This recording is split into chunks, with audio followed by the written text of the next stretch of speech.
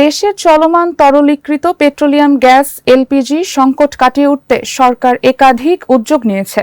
এর অংশ হিসেবে এলপিজি গ্যাস আমদানি সহজ ও বাজারে সরবরাহ স্বাভাবিক রাখতে নীতিগত সহায়তা দিয়েছে বাংলাদেশ ব্যাংক।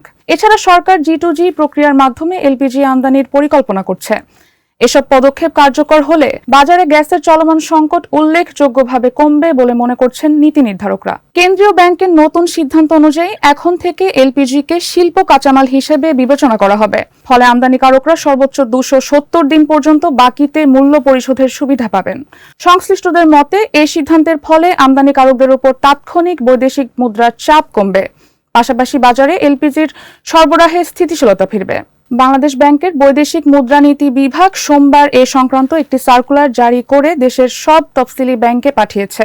সার্কুলারে বলা হয়েছে, এলপিজি সাধারণত বাল্ক আকারে আমদানি করা হয় এবং পরবর্তী সময়ে দেশে সংরক্ষণ ও সিলিন্ডারে ভরে বাজারজাত করা হয়। এ পুরো প্রক্রিয়ায় তুলনামূলকভাবে বেশি সময় লাগে।